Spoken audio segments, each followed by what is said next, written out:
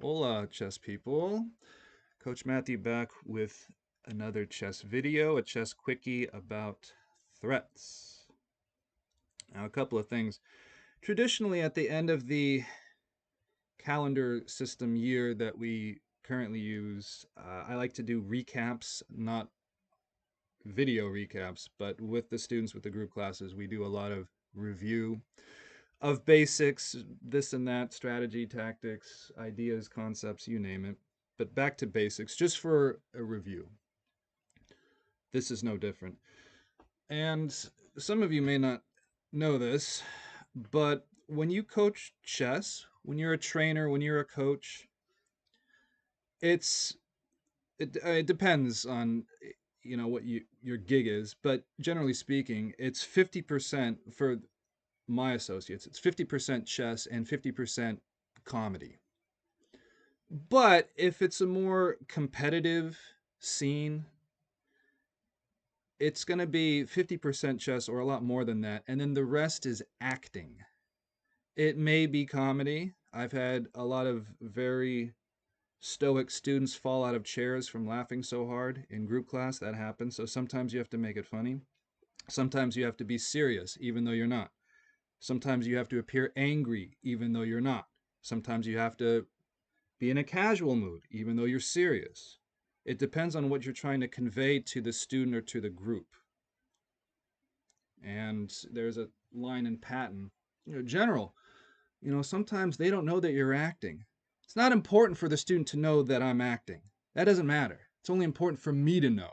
What matters is that I get results from the student. That's very important. So I will put on a show. I may appear Coach Matthew, you're so serious. Well, it might actually be the case. It might just be an act to get more out of the student. So understand that. And that may not come across so much in these videos. And the online medium, I don't find to be nearly as effective in 2021. Online classes, online instruction is not even minimal. Hardly anything comes across as compared to in a physical setting. When I've been in classrooms this year in 2021, and it hasn't been that many times, let me tell you, but when it did happen, we got the most out of the time compared to online. Online is a joke. So, this tonnage in terms of getting the most out of a trainer instructor, I think for the online medium, a lot of it comes down to the student and then the chess from the provider. And if the student, of course, knows that trainer, then they can tell what they're trying to convey, non chess wise. All right, so this quickie is about threats. Now let's have a working definition of threat. I didn't bust out the dictionary, I probably should have, but threats. Make this clear. If you're, a fellow coach watching this, make this clear to the student what a threat is. Of course, on our turn to move in a game of chess, what do we do first? Ask ourselves, what are my opponent's threats? Yeah, plural, threats, multiple threats. Now, a threat, let the move just pass. Give the opponent another move. So give them two straight moves. They made a move. What are their threats? Give them another move. What would they do to damage you, to harm you, your army, you know what I mean, your pieces, your position, your experience in the game? What will they do to hurt you? Understand, when you play a game of chess, you are not taking a walk at Jollyman Park in Cupertino on a Sunday. You're not doing that. You are in a battle. You are in a war. Even before the game has started, once you know who your opponent is, it starts. If you want to be that way about it, go ahead. It starts then. It doesn't mean you're unsportsmanlike or rude, off the board. No, no, no, no, no, no, no. But you can start preparing and start getting your end correct. So the opponent is trying to hurt you. Students need to understand that. And the opponent is trying to do this every single move. It may be very obvious. You may have to figure it out, what you're looking at. But it comes down to you. The buck stops with you. So get that through your head. The opponent is trying to hurt you. And if you're not looking for these threats, unless you're incredibly lucky, and some of my students have been very lucky, but the luck isn't consistent. And I mean, when I say lucky, meaning they have good luck. Yeah, I'm very lucky. It's just all bad luck. My grandpa said that, but it was a joke. But understand that the major lack that I see students have, and all of you kids are the kindest people, and your families are very kind, unbelievably kind people. Lots of love, lots of kindness. It's terrific. But in a game of chess, that doesn't matter. Your attitude, you need to be confrontational with the opponent. I don't mean in person, I mean with your moves on the board, with your ideas. They are trying to control you, restrict you, take away your options, your choices, your freedom. Gone. And it may just be ticky tack. Like, oh, here, over there, such as for dinner. What's for dinner tonight? Well, I want to have Thai food. Well, the opponent says, no, you can't have Thai food. You can have anything, but you can't have Thai food. Well, I wanted Thai food. It'd be nice to have Thai food. But there is other food that's desirable that'll work. So I'll choose Mexican food. The opponent says, no, you can't have Mexican food either. What? Well, why not? If you're not going to ask questions, why not? Or take action to provide what you want to get Thai food, to get Mexican food, then the opponent will continue to just take away good options, good choices, and at the end you'll have nothing. I'm not saying you're going to be in zigzag in the opening, but you know what I mean. You're going to have fewer choices, fewer options. So it's your attitude. It's the attitude of the chess player that's the biggest obstacle to their success at the board. Typically. Now, maybe they're inattentive. Well, that's their attitude. Maybe they forget, attitude. Maybe they're casual, attitude. Now, it doesn't mean you have to be the most serious and intense human being at the chessboard ever, where you're shaking, at the board, although that might help. But you have to have a little bit of that during the game.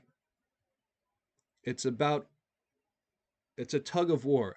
It's a battle of wills, as Coach Ricardo said. And believe me, you all know, you guys who know Ricardo, you know, and he knows, and we know that. It's a battle of wills. It's a tug of war. Who wants it more?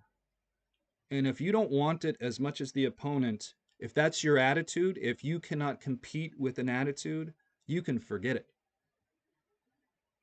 When Fischer was on Carson after winning the world championship, you could hear him say he lost it right there. His attitude was, he had a kind of a poor attitude to begin with, but in terms of a competitive point of view, he had an outstanding attitude until he won the world championship. Then he lost the fire. The next day he woke up and he just felt different. He didn't have the burning desire to compete in the chess world anymore. It left him forever and it never came back. Attitude. Now, of course, he reached his goal, but it's all about attitude. You have to have the right attitude on a regular basis in chess. Move after move after move after move. Your biggest opponent is you, for the most part. Now, if you're, one of the old students playing in Las Vegas this weekend, today, you're there playing at the NAO in the open section, U2300, the brothers, the other brothers, boss, that's a little different. But this channel is for the U2100 player. That's who it's for. So if you're playing in a open section, the opponent does come into play. But if we're playing in the local quads, in the local Swiss, then your opponent is you, student. It is you. It's not whoever is across the board. That is rarely the case. It's you. Now, I don't want to be negative about this, and this may seem to be a very negative toned video, but that's your point of view. I could be putting on a show. The point is, are you going to mess it up? Are you going to miss a threat? Are you going to forget to double check your move? Are you going to not think about your king? Is there something that you have control over that you are just not doing, or going to do. And it can be a fluke and happen just once in a game. And that's it. One mistake in chess, you lose. It's the nature of the game. So, attitude is everything. And of course, it's got to be in you, not on you. Chess isn't a T. I put on a t-shirt, coach. I got the merch. Yeah, bruh. Nonsense. Shut up. Wrong. It has to be in you, not on you. Otherwise, you, especially around here with these kids in, the South Bay and all over the Bay Area, you can forget it. They will eat you for breakfast, and then eat your breakfast too. So we've got a game which was not included in this chess-based database. Spend over $100 on a new chess-based package, and this game is not in the database provided. What kind of nonsense is that? I am not impressed with the latest couple of chess-based releases, I must say. And of course, they want you to upgrade.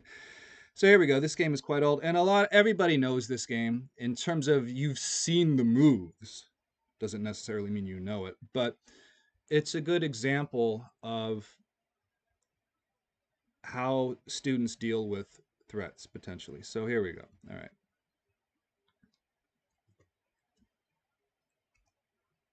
All right. So e4, e5.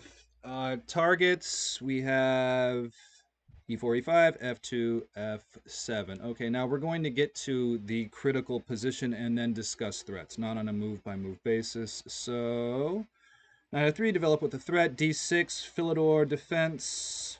Bishop c4, not the strongest move in the position, but this is what was played in the game. a6 is rubbish. Knight c3, bishop g4. Okay, so what are my opponent's threats? Well, what is the black army communicating to the white army? Of course, if you move the knight,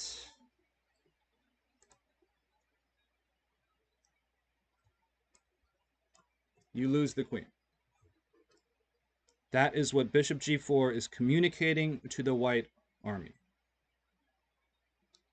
Now, as the player with the white pieces, do you want the option of moving the knight on f3? Of course you want that option, to be able to move it constructively to help your position. Now, of course, if you move it somewhere silly, you're going to lose the queen and get nothing in compensation. You're just down material with nothing to show for it. So what are my opponent's threats? Bishop is threatening to take the queen because the knight is pinned. So in terms of attitude, and once again, you all very kind people, yes, keep it that way, nice, but in a game of chess, you want to do the exact opposite of what the opponent is telling you can't do. The opponent's saying, don't move the knight. First thing you want to do is try to move the knight on f3. That is the very first thing you should try to do. And if you're not doing that, you're screwing up. Already, your attitude is wrong. You want to try to do what the opponent says you can't do. And that's what makes my chess class very dangerous, because it is totally against the establishment. Whatever the establishment is, that's the opponent in a game of chess, and you're trying to do what they say not to do every single move. Some parents don't like that, but it's good for the student at the end of the day. It's good for everybody. I think all human beings would benefit from that.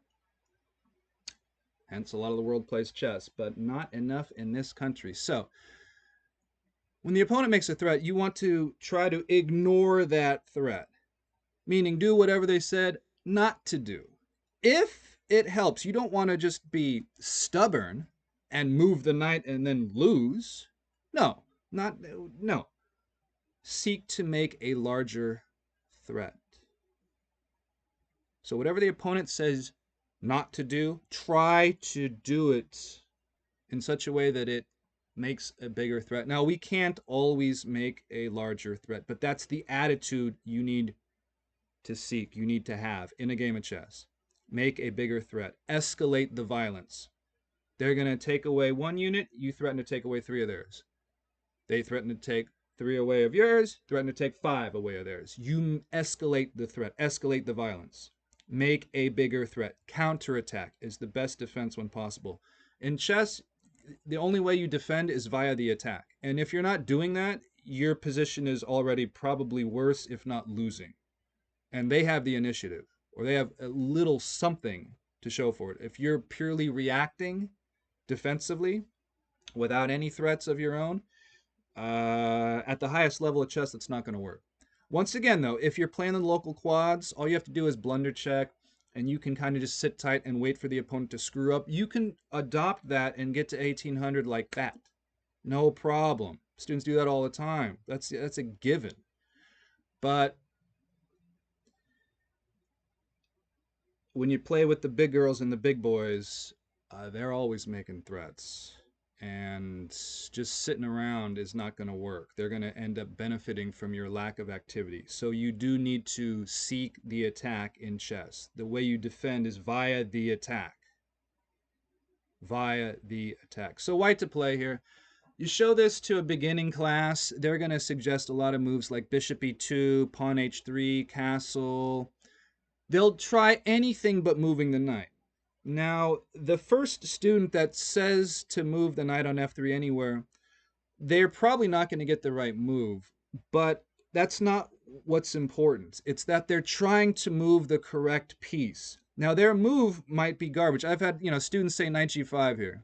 That happens all the time. Students go, knight g5. Okay, let's execute the threat. And then bishop takes. Okay, king's out here. Let's go here. And at some point, you're going to run out of checks. And now there's no more attack, and there's no compensation for the lack of material. So this move, knight g5, and you have to, when you're a trainer, when you're a coach, you know what you're doing, hopefully. Otherwise, the hell are you doing being a trainer or a coach? So knight g5, the move is garbage. This is terrible, but the idea is brilliant. You're trying to move the knight. It's the attitude that's correct. Break them down and you build them up. You do this with the boys. But the idea of moving the knight is correct. So try to strengthen that attitude, strengthen that idea in the students. Knight g5 doesn't work. You can approach a target from multiple angles. The target is the f7 pawn. So we have knight takes e5, and if black executes their threat by taking the queen, bishop takes. Note how white is attacking f7 twice. Black sustains it once with the king, which is insufficient.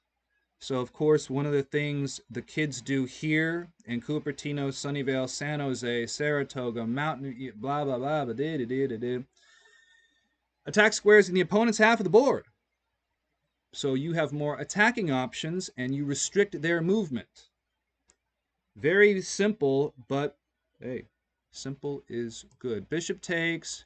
This king is totally restricted, can only go to e7, which is the wrong direction.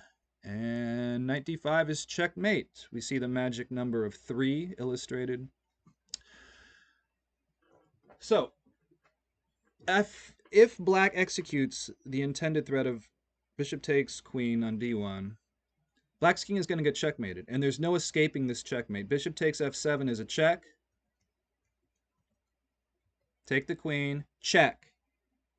Check. Use this to your advantage. If you give check, they must get out of check. A forcing move. Something to be considered. Use forcing moves to your advantage. Those students playing in Vegas this weekend, I guarantee you, a lot of their calculations are going to come down to, it's forcing moves. You have to consider all of the forcing moves, time permitted. And they've got plenty of time this weekend. So this is entirely forced. If they take the queen. Coach Matthew, what if they don't take the queen? Good question. Very good question. So knight takes.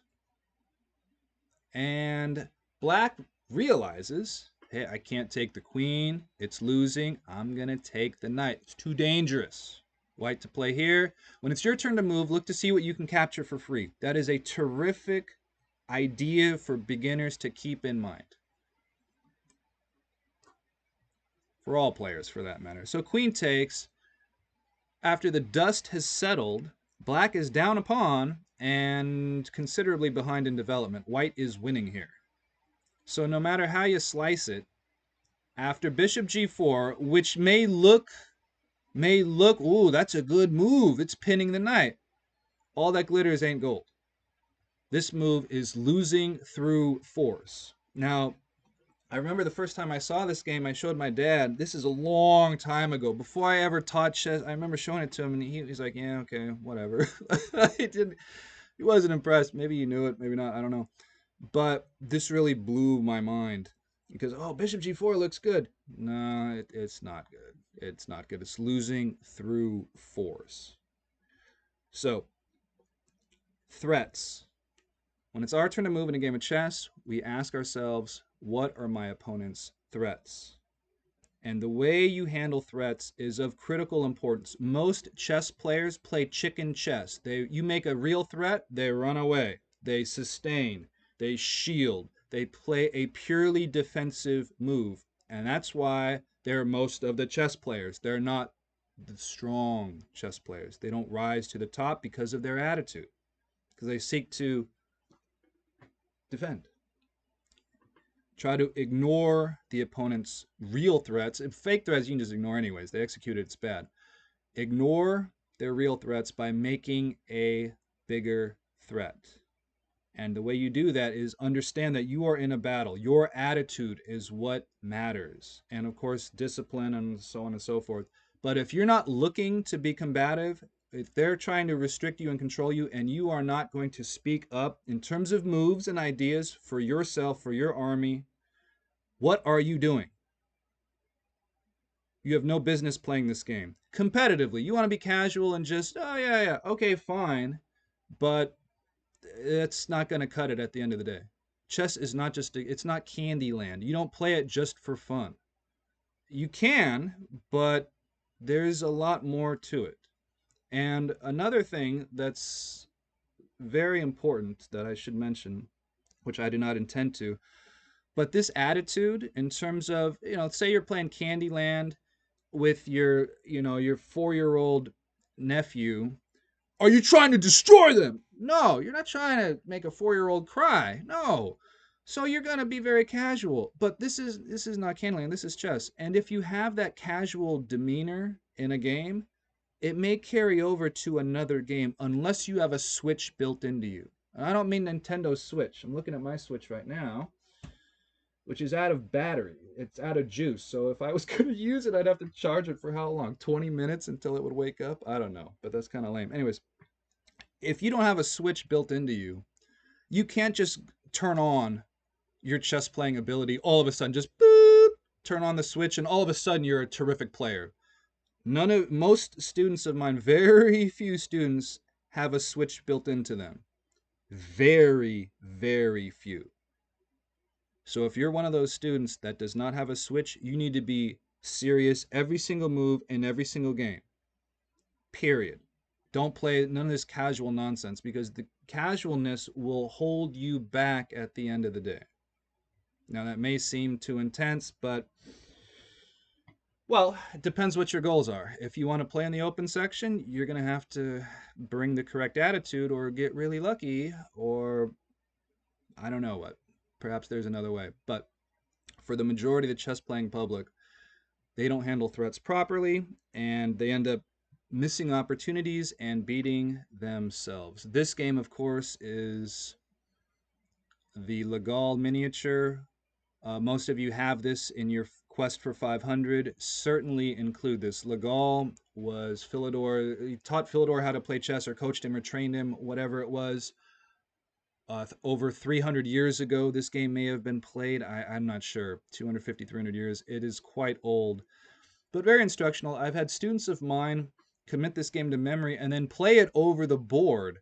Malavali did that, which was really cool. Right, like the day after I showed him, we had class on a Friday, and then he played in the quads the next day, and he pulled this on his unsuspecting opponent, and he was pretty happy. That was really cool. He learned the lesson, and more importantly, he had the right attitude. Attitude, attitude, attitude. It's got to be in you, not on you. Threats. When it's your turn to move in a game of chess, ask yourself, what are my opponent's threats? Lean towards the attack. You want to try to ignore the opponent's threats whenever possible by making a larger threat. Get that through your head. Thank you for watching.